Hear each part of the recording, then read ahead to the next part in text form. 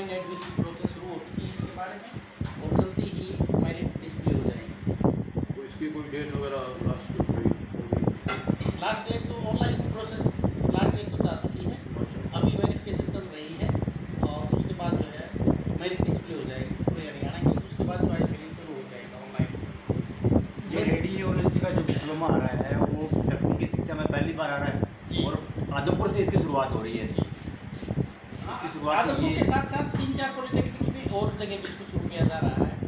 लेकिन हमारा जो सबसे प्लस पॉइंट ये है कि ये हमारा प्रोग्राम डी फार्मेसी से मिलता जुलता है। तो हम जो मशीनरी इक्विपमेंट से हैं, फैकल्टी है, हम शेयर कर सकते हैं, तो ताकि सरकार का आर्थिक बोझ भी कम हो और बच्चों को क्वालिटी एजुकेशन मिल पाए। इस कोर्स के लिए योग्यता क्या है? इसके लिए योग्यता मैट्रिक पास होना जरूरी है, और 3 वर्षीय डिप्लोमा प्रोग्राम है। 3 वर्ष के। सर इस कोर्स के लिए कितनी सीटें अपने कॉलेज में है? हमारी इस डिप्लोमा के लिए all India council for technical education से 60 सीटों की मान्यता प्राप्त हो गई है। और सर अपने विभिन्न कोर्स जो 8 कोर्स आप बता रहे चल रहे हैं कॉलेज में शुरू है इस समय, तो उसमें टोटल कितनी सीटें अपने पास है? हमारे पास टोटल डी फार्मेसी में 60 सीटें हैं, फूड टेक्नोलॉजी में 60 सीटें हैं, कंप्यूटर इंजीनियरिंग में 60 हैं, इलेक्ट्रॉनिक्स में 60 हैं, DBA में 30 सीटें हैं। इस तरीके से टोटल 420।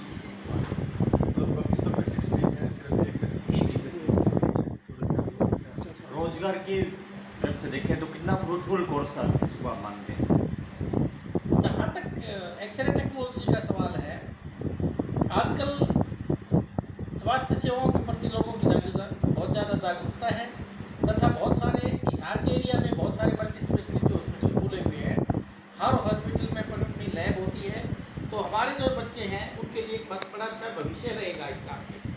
इस डिप्लोमा प्रोग्राम को अगर कर लेते हैं बच्चे बड़ी अच्छी तरीके से, तो जो नौकरी की कोई कमी नहीं रहेगी इसमें। इस संस्थान में लगातार प्लेसमेंट काफ़ी हो रही है, हर कि वो मैनेजमेंट की हो, जो फार्मेसी की हो या कंप्यूटर साइंस की हो, तो अब तक काफ़ी स्टूडेंट आपके जॉब में जा चुके हैं, कुछ पैनल में भी है, तो उसके बारे में भी थोड़ी सी। हमारे पास एज ऑन डेट जो एलिजिबल स्टूडेंट्स थे उनमें से 50% बच्चों को नौकरी लग चुकी है। 6 सेमेस्टर का भी रिजल्ट भी नहीं आया है, लेकिन 50% प्लेसमेंट हमारी हो चुकी है एज ऑन डेट। सर आपका विभिन्न कॉलेज का MBO भी है कई आपको कौन कौन सी जी, हमारे इस साल भी हमारे 2-3 MOUs हुए हैं। हमारे जैसे मैकेनिकल और फूड टेक्नोलॉजी के लिए कंधारी ब्रेवरेजेस के साथ हुआ है, R&R कंपनी है बहादुरगढ़ में, उसमें मैनेजमेंट के साथ हो रखा है। अपोलो फार्मेसी में हमारा डी फार्मेसी के बच्चों के साथ हो चुका है। तो और भी हम प्रयासरत हैं ज़्यादा से ज़्यादा MOU करने के लिए। और फूड टेक्नोलॉजी से हमारे पंजाब में एक प्राइवेट इंजीनियरिंग कॉलेज है, उसे भी हमारा गवर्नमेंट पॉलिटेक्निक मंडी आदमपुर जो है तकनीकी शिक्षा का फार्मेसी में जो है इनका स्थान बन रहा है। और ओवरऑल मैं बात करूँ तो आपको अप्रिशिएट किया गया है, बड़ा जूम करके दिखा रहा हूँ सर्टिफिकेट। इसको लेकर के आपका क्या कहना है कि आपके यहाँ जो स्टाफ है वो मेहनती है, ये सही है किसको जाता है? किसी भी संस्थान का जो सबसे बड़ा एसेट होता है वो स्टाफ होता है।